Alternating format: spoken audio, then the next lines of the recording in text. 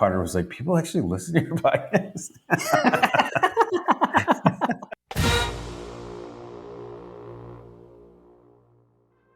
Welcome to My God Podcast. I'm Jim Wood. In this episode, John Powell and I review Georgia's 45-0 shutout of Georgia Tech. As always, remember to check out store.mygodapodcast.com to see our latest merch. And you can follow us on social media at My God Podcast. Finally, if you like what you hear, please subscribe, rate, 5 stars obviously, and review the show. If you leave us a review, you just might hear it on an upcoming episode. Now, let's join the conversation in progress. Well, it looks like you had a good Thanksgiving. And I did have a good Thanksgiving, man. How was yours? It was good. I don't think I posted. I forgot. You posted your steak pic on Twitter, which looked very good. I did. It was fantastic. I've got some pictures. I think Kim put them on like Facebook and Instagram or something. But our turkey turned out excellent. It was very good. So we had a good day Thursday, and then you were kind of wavering, and we thought you might go to the game. And it was kind of on and then off and then on, and you made it. So that was awesome. Yeah. It was kind of a turkey day, like judgment call. Like I asked my brother-in-law if he wanted to go to the game, and his wife was like, gave him one of those like half yes. And so like we both kind of took that gap and just shot it like, yes, like Kenny McIntosh down the sideline. So we just took it and ran with it, and then like we had to like kind of take a step back and just kind of let the wives kind of figure it out. Like they'll get over their anger or whatever, because it was like totally last minute, totally unexpected. Like, this is supposed to be a family weekend. So, but we turned it into a generational guys day out. So me and Carter, most famous podcaster, My God Podcast, came. He'll have some comments for his thoughts on the game as well later. But then my father-in-law went, and obviously my brother-in-law came too. So it was a Fox Powell boys' day out. Yeah, that's awesome. That's awesome. I'm glad you went. Like when you were kind of talking about maybe doing it and Carter wanting to go, I was like, oh yeah, I hope they go. So I'm glad you did. I was glad to be able to get like the direct line of communication in the stadium and see, from you, your video you sent with just all the red and hearing that, because I was curious to see. Sometimes you can't always tell on TV. You pretty much could anyway, but that was amazing. Dog Nation did not disappoint. That was an absolute takeover of the stadium. I know Trail Bill's over under was 70% Georgia, and I think it looks like it was well over that. It looked pretty over. I mean, I was a little disappointed in that there's still plenty of seats available, it seemed like. So like we ended up sitting, and I got tickets, like a couple of days before the game or whatever. And I actually could have gotten cheaper tickets, but my brother-in-law was kind of waffling on whether or not he was going to go. So, but by the time he committed, the prices had gone up a little bit. But we got tickets in the upper level, which in many ways was better than the lower level, because the view was much better in the upper level, in the 200s or whatever. We were in 208. And come to find out, like looking at some of the vantage points of a lot of the folks that were like directly to the left of us, kind of towards the corner/end zone area, where a lot of the UGA seats were. I saw pictures of people that were like literally like right next to us that I didn't even realize were at the game, kind of stuff on social media. They were like, "Oh yeah, we were right next to you. You said hey." I was like, "I didn't know you were there." But then like we ended up like one of our neighbors actually took his sons to the game as well, that are friends with Carter, and so they were like, "Yeah, come down. There's nobody checking tickets." Like, so we went down into the lower like 100s section or whatever and watched the most of the second half down in the lower level. That's where I got the video of Brock's touchdown, and ended up meeting these guys behind us. They were asking about the podcast, which, by the way, like we got multiple people just randomly stopping us in the stadium asking about the podcast and stuff. One guy was like shouting at me from like 10 rows away, like as he was walking out. And he was like, "Are you part of the podcast?" I was like, "Yeah, I am." He's like, "I love it. You guys are awesome." That's awesome. That's awesome. So anyway, that was fun. It was fun to see. Carter was like, "People actually listen to your podcast." He's like, I thought I was the only person who listened. Yeah, exactly. That's awesome. That's But yeah, awesome. it was good. We ended up. My brother-in-law, he works in construction for J.E. Dunn, and he graciously hosted our tailgate at the office that he has there, just down the road from the tunnel that leads into the stadium.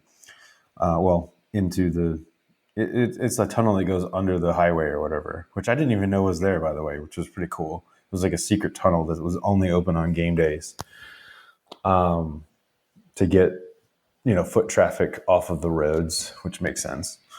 Gotcha. But yeah, we ended up tailgating in this like historic building. I took some pictures of us tailgating, watching game day in his office, which was pretty fun. We raided some Little Debbie snacks that I took a picture of that I'll send out to everybody as well. I thought that was funny. Some Uh, celebratory sticks. yeah. Um, Yeah. I still never got our Swiss cake rolls. So still waiting on those. We are almost but done yeah, with the cupcakes though. So it was fun. We tailgated there for a little bit, parked there, and walked into the game pretty easily. Man, it was pretty straightforward. Um, I didn't really see any. There weren't too many problems at the game. Most of the Tech fans were kind of like, "Yeah, you guys got our number." There was Mhm. not a whole lot of vitriol.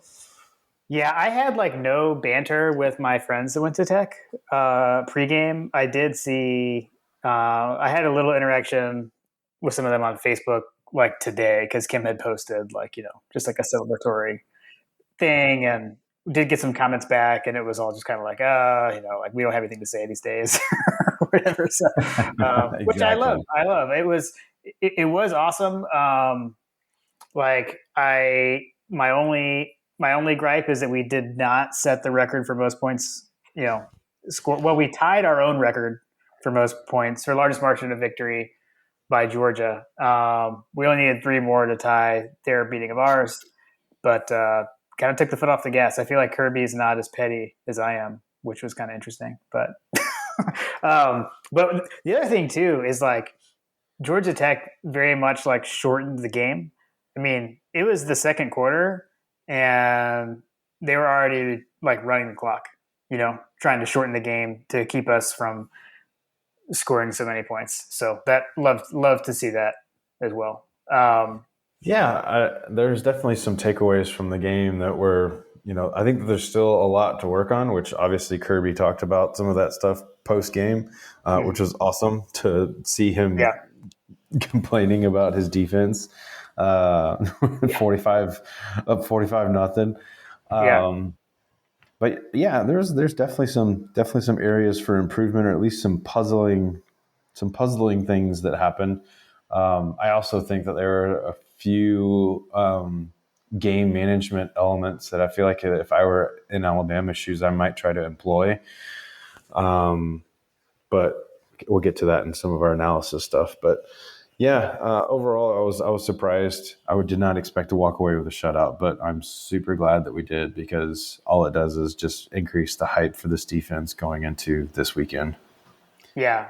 I predicted a shutout, but as I said, that was more because I just wanted to beat them. I wanted to have the most lopsided victory.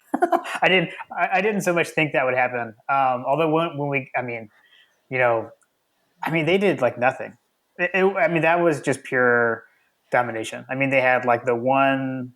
play, which I have not rewatched it yet, so I'm not. I know like they had that one kind of. I don't know if it was a wheel route or not, but when they had, I think it was a tight end lined up um, on Quay Walker, right? But like other than that one play, they didn't really do much else. We held their back. We held Gibbs in check. I think kind of like what you predicted. When we see these guys, so he. I mean, he had 2 carries for 2 yards. Jahmyr Gibbs. Is that right? I've got the. Am I looking at that right? Yeah, Yeah, 2 carries for 1 yards. that's Smith that's and unbelievable. Smith and Mason were the big runners on Tech's side of the ball. I mean, they didn't even rush for Yeah, 100 yards.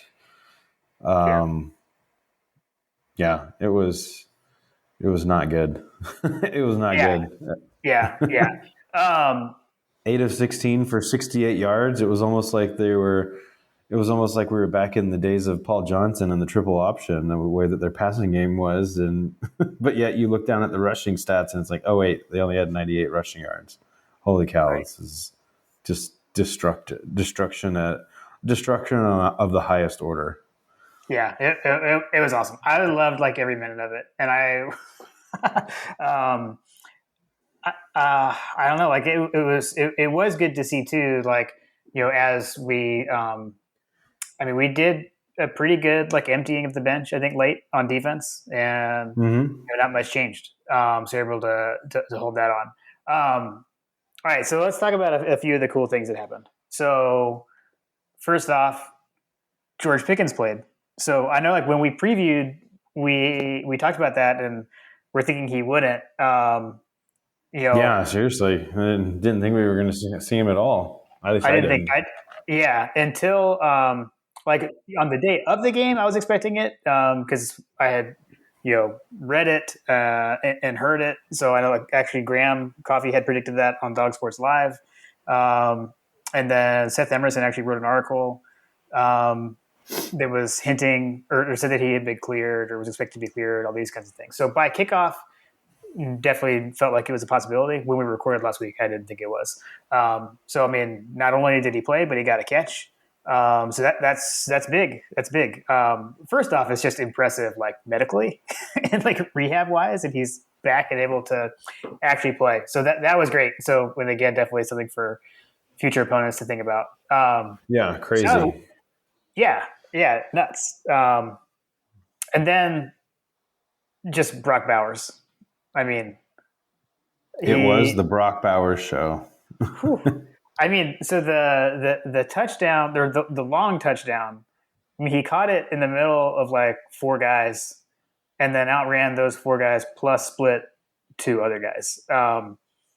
Like watching it, it was one of those plays. I mean, frankly, it reminded me of like some of the clips you see of Herschel Walker back in the day, where there's a guy that's got an angle. It's like, oh well, that guy will get him, and then somehow he just ran past everyone.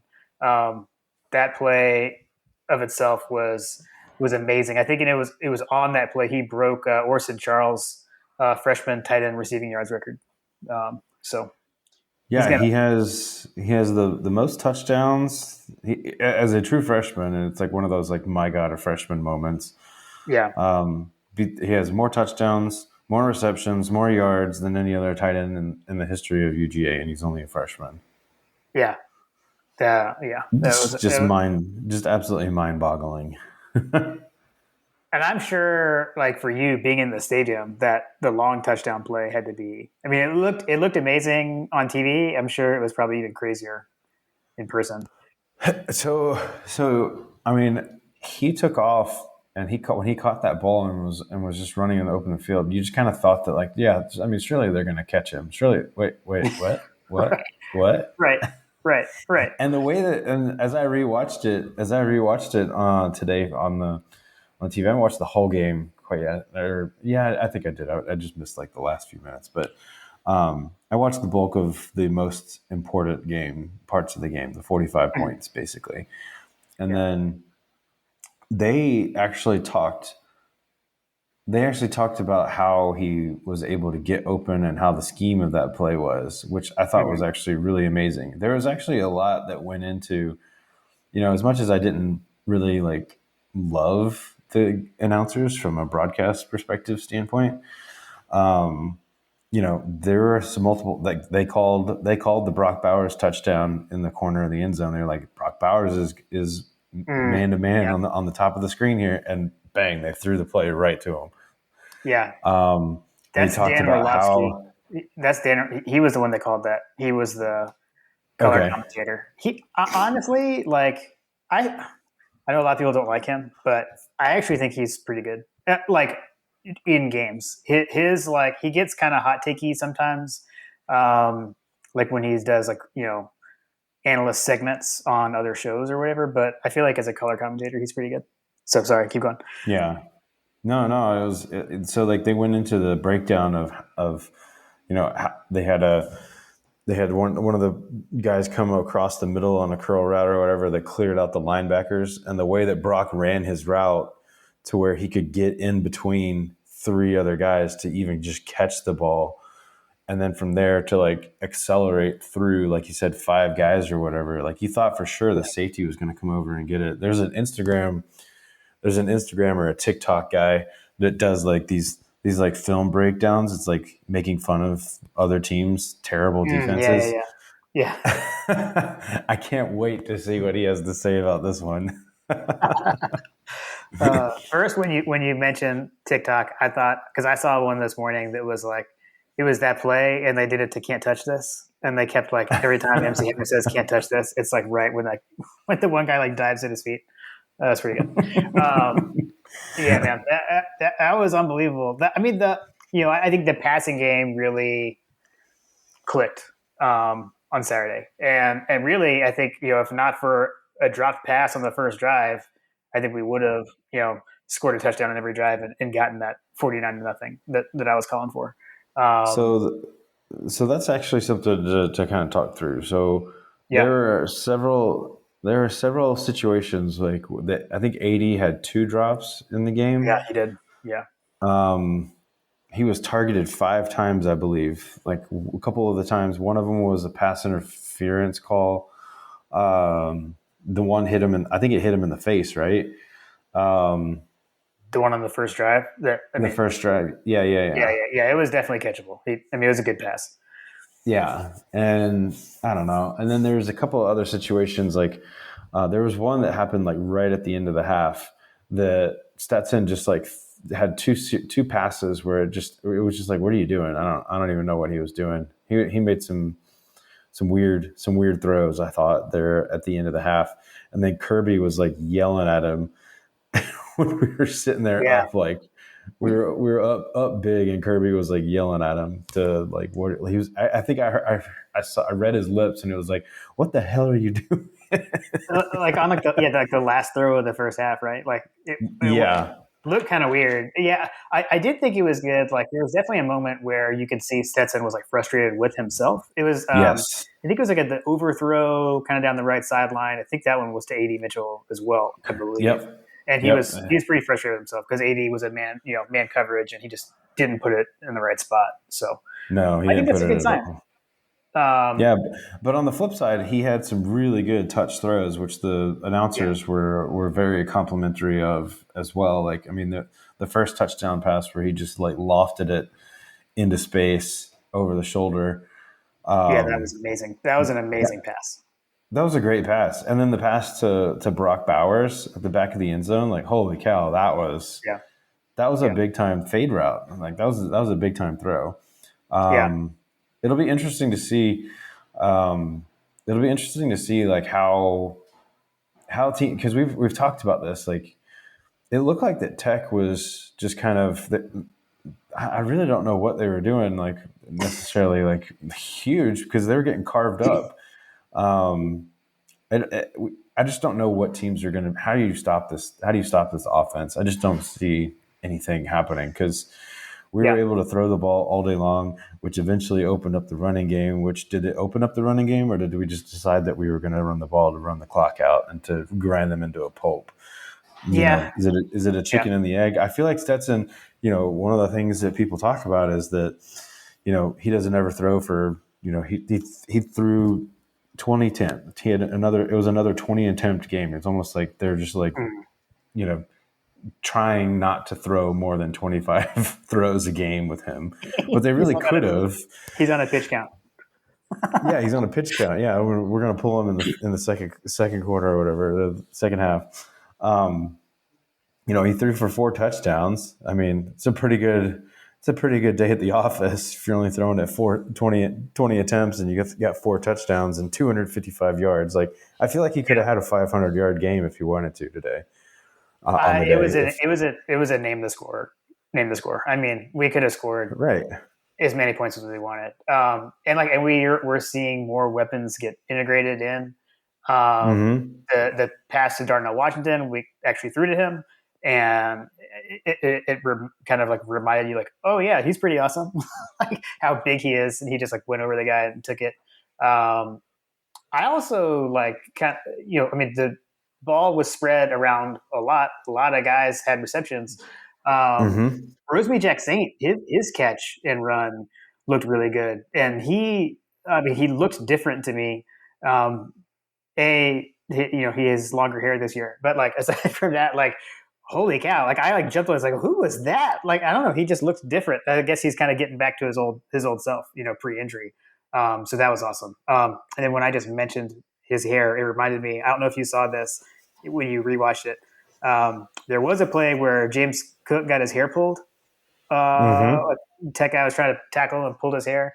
I don't know. Yeah. Didn't like that. Which they were chippy, man. They were Tech. They were doing their normal thing. Like, well, if we can't beat you, maybe we can get some of you suspended for the SEC championship game or something. I don't know exactly what they were doing, but they were down like 31-0 and talking smack, which was a little odd. I also loved the moment when their guy like had a 15-yard run on 2nd and 24 and singled first down. It's like, no, it's like 3rd and 9 or whatever. I don't know. I missed that. But there were multiple points throughout the game at both sections where we were sitting at, where the phrase "he's going to tell his grandkids about that first down" for the rest of his life. That phrase was mentioned multiple times because there was just no positive vibes that you were able to pull from that game. Yeah. No, there wasn't much to glean from that for on the Tech end. They also so I mentioned that they were like trying to run the clock. Like in the second quarter, they're like just basically they seem like they're already in that like bleed the clock, kind of like what Kentucky did at the end of our game, right? Like the Kentucky game, or in the second quarter. And then there was also a moment when they had 4th and 15 at our 36-yard line, and like they punted. It's like what what are you doing? I mean, they clearly were just trying to minimize how many points we scored. I don't know. So Let me, I let don't me know. tell you that the Tech fans that were behind us in the lower section, which I believe is kind of like the alumni area or whatever, they were not happy about that. And even like my brother-in-law and I were, why are they punting? Like, what are they just not trying? Do they just not care Yeah, it anymore? was Like, weird. Yeah, I thought it because was they had weird. gone for it. They had gone for it on fourth down like earlier in the game, like Mhm. not that long before that series or whatever, and they had gone for it. And so it was weird to see them like just totally roll over and play dead. Right, for sure. Um, let's see. There's some other weirdness as well from, I want to say, oh yeah, so when they were running the clock out, like I don't know if they were trying to. I'm not convinced that they were trying to do that because the announcers even mentioned on the game when they were coming to the line and our defense was shifting like at the last minute and we were basically eating their Mhm. lunch, and the announcers were very like they spotted that and mentioned that, like, yeah, it's hard to do that when you see the entire defense shifting at the last minute, which we've seen a couple of times come up. And so I think that one of the ways that Tech decided that they were going to combat that was that they were going to stay in the huddle until like the clock got down to like 15 seconds, and then they would break and go to the line and set up, and to where they would just basically get to the line and snap the ball and not give UGA a chance to shift, which actually worked. I thought, when they made that switch, it was when they started getting more success on the ground, and they were able to start moving the ball down the field with us.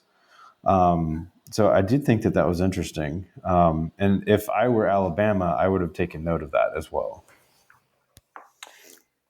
Okay, yeah. So you're saying you don't so much think that they were just trying to run the clock, like I'm saying. It was more of tactical because they actually did move the ball better when they started doing that kind of deal. Yeah, that's fair. Yes. Um, Yeah, I think that they were. I think that they were noticing that there was just they weren't able to get anything, and that our defense was able. I mean, we've talked about how N'Kobe Dean and Nolan Smith. They're quarterbacking the defense, and so if they mhm. run to the line, almost like a hurry up, if they run to the line and snap the ball, it doesn't give them a chance to kind of read what's going on. It gives them less time. Let's just say that, because clearly they still weren't able to do a whole lot, but they did have a little bit of success. And so, if you have better athletes on the field, like Alabama is going to have on Saturday, and they start employing something like that, like a hurry up or a we're going to huddle and then run to the line and snap the ball kind of thing. Not only does it do one of two things, it slows down the defense reads. It slows down the defensive reads, and then it also slows down the game so that you don't give the opportunity for the UGA offense to come onto the field, particularly the way that they're playing right now. Right, So right. in a Yeah, game where you could potentially get the doors blown off of you, the best way to combat that is to limit the number of times that UGA gets the ball. So that could yeah, be a strategy that they go into moving forward, even though that it reduces the likelihood of your success. I still think that it worked for them for a brief moment in time, even though by that point the game was already out of hand. yeah, yeah. It was when they started doing that. It was kind of in the second quarter. When I think we were up 24-0 already, kind of when they started doing that. So for sure. Yeah. I mean, we just talked a lot about the offense. Like one thing I wanted to call that I had jotted down. There was a defensive sequence where Dumas Johnson had a sack where he just like completely bum rushed. But I think it was a tight end actually. I mean, he just ran through him. That was great to see because we're gonna he's starting to kind of be tabbed as like kind of an heir apparent for next year. But then it was back to back sacks. So on the very next play we had Robert Beal.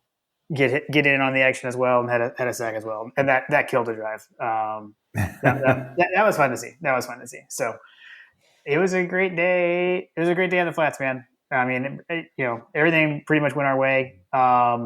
It did. It And actually we. It was funny is that as we were packing up to go to the game, we left around 9 o'clock from the house ish, and it was cold. It was cold when we left. When we woke up that morning, it was in the 30s. And by the time we got to the game, my brother and I were looking at each other like, yeah, we don't need this jacket anymore. It ended up being like a really nice day, a really, really yeah, nice day in Atlanta. So we had like three different pairs. Each of us had like three jackets in the car. Like, what kind of weather is it going to be in Atlanta today? Like, I don't know. right. That's funny. I've got a list of some stats that I got from Jeff Dantzler today on the Bulldog Brunch. You want to hear them? These are just some of them are tech, but some of them are just macro on this season, just to kind of show how special this regular season thus far has been. All right, hit him with me. All right, so 12-0, outscored our opponents 488 to 83. That's nuts. We have won 11 straight games at Georgia Tech. It's the first time we've shut out Georgia Tech since 1964. It's the first time we shut out Georgia Tech in Atlanta since 1957. We are currently in the midst of a 16-game winning streak, which is the second longest in school history. It's the first ever 12-0 regular season. And it is the fifth undefeated regular season. So in 1946, we went 10-0. 1980, in 1982, we were 11-0 in the regular season. And I love this one. In 1896, Georgia, coached by Pop Warner, went 4-0. So that's the other one. So those are the Nuggets. So I mean, there's obviously there is work to be done, but what we have witnessed thus far has been something very special. So pretty cool, and it's been I have thoroughly enjoyed it. It has been a lot of fun. And then shutting out Tech, it was really the cherry on top for me of the regular season. Yeah, I mean, can we Had, like? I don't. I mean, that's crazy. Like we continue yeah, this defense continues to amaze me. I mean, people people have been saying, and a lot of folks know that my wife, she works with a lot of different people, and they know that they have the podcast and stuff, and even she's getting like smack talked, like, yeah, your husband says this, like, well, they haven't played anybody, like that's like been like, well, no matter who you are, where what area you walk in, like, I feel like you're getting smack talk on our schedule, which whatever, fair. You look at, I think 7 teams that we've played this year, at least in the SEC. I haven't looked at the rest of them, but 7 teams that we played this year are bowl eligible. You look down the list of teams from the SEC. Most of them are in the SEC East that are bowl eligible. But anyway, you look at that and it's like, okay, maybe we don't have like a lot of teams that are, in the top 25 anymore, but we yeah, have shut out 3 teams from a power, from the from major conferences. You know what I mean? Like yeah, yeah, we've shut out these teams, and I mean, call me crazy, but in this day and age where offense dictates much of the game, it's something. It's very remarkable that you've been able to shut a team out like that, and then we did yeah. it 3 times. Yeah, the whole Georgia hasn't played anybody. Like, it doesn't bother me. Like, I just kind of whatever. Like you said, like whatever. Like, it doesn't bother me at all. I mean, I think like the defense I would say is, though, like, look at where those teams were coming into the Georgia game. So yeah, they've slipped, but I mean, sometimes you can let a loss haunt you, and a team can beat you twice, kind of thing. Um, you know, Clemson was top 10, and they have now. They're actually starting to play a lot better now. Clemson is. Um, Arkansas was a top 10 team. Kentucky was close to top 10. Kentucky, Auburn, all pretty highly rated. And we've seen, Alabama. We've seen how much they struggled with Arkansas, and then in the Iron Bowl with Auburn. I mean, they should have lost that game. I mean, Auburn just couldn't close the deal. Couldn't get it done. Yeah. Which I think we could talk about that a little bit. I mean, frankly, I think it was kind of perfect. Like, I was kind of, we were texting, I was texting with my dad, I was texting with a bunch of people. It was like, who are we supposed to root for in this game? Like, what do we want to happen? And it's just like, as many overtimes as possible. Like, that's what we need to be Yes. cheering for. And that's what we got. Right. And, you get to the 2-point shootout, and so that they're playing, as much as possible, and they are tired. And that's what we got. But I mean, Auburn, they hadn't, I don't know, they did so many things wrong at the end, but like, they had so many times to put them away, couldn't do it. And then they switched up to, I mean, I don't know that it was so much a prevent defense, but they definitely weren't as aggressive at the end. So, um, I don't know. That was crazy. I'm not a huge fan of the new 2-point conversion rule situation. I would definitely watch Yeah. that space should UGA get into a close game, but Yeah. That's a horrible one rule. benefit was being able to see what Alabama was going to throw at those situations. So Yeah. at least we know. At least my takeaway from that was that if we can control Mitchie, then we definitely are going to have a good day. So Yeah. because that Yeah. guy was basically their team. Right. For sure. Which You I know we'll get mentioned, to the Alabama. We'll get to yeah, we'll Alabama's. do that. We'll get that in the next episode. I hear we're playing. I hear we're playing a game against those guys. Yeah. Yep. Yep. The you mentioned like how many teams we had played are bowl eligible. Yeah, I'm actually not sure. I mean, I know Clemson is. I don't know about UAB. But I was going to say in the SEC, actually everyone is bowl eligible except Vanderbilt. I don't know if you saw that. I Um, didn't see that. so again, we need to kick them out. But that's pretty impressive. You know, if people want to talk about the SEC, everyone's bowl eligible. Again, That's except for true. A couple of them, exceptions. So LSU, Florida, they just squeaked in. yeah, yeah, yeah. LSU, holy cow! I actually had turned away from that game and wasn't looking anymore because I actually thought they had it, and then A&M came back, but LSU won in the end. Yeah, it was a great day of college football in general. It was kind of nice. Like I know we don't like these 12 o'clock games, but for me, not going, like the game ended, and then I was able to sit around, watch the Iron Bowl, and then yeah, watch Bedlam at the end of the night. So it was a good Hmm. day. It was a good day of college football. I just kind of like kept hanging on and watching. I didn't want the day to end. It goes by fast, man. It feels like yesterday you were heading up to Charlotte and we were previewing Clemson. You know, I I mean, was, it goes I by was so thinking, fast. I was thinking the same thing earlier today. I was like, "Holy cap!" Well, my wife was like, "Yeah, we got Carter soccer tournament this weekend." I was like, "Wait, this is the SEC championship. Oh my gosh, the season's almost over." Oh man, yeah, it has been one heck of a ride. It's the kind of thing where it's like, you know, I went back and listened to see what I went back to check what we predicted on records, and you did predict 12-0. So yeah, got to give you kudos. I mean, granted, like when do we not predict 12-0? But I don't know, man. We were munching pretty hard preseason. we were. It would Yeah, be it would be that has interesting. subsided. It would be interesting to go through the progression of games until we got to the realization that this defense was just never going to be beaten. I think the Yeah, announcers were talking about that on the broadcast or whatever. They were saying that you know the defense and special teams combined have almost as many points as has been scored on them, jeez. Yeah, yeah. Yeah. This is uh, this has been crazy. which is bonkers. For sure, for sure. All right. Well, I am glad. Like I said, I'm glad that you guys went. That was really cool. I think we may have an extra bonus episode coming because we want to get Carter's take on his first tech game. So we'll we'll try to put glasses on it. See if we can make that happen too.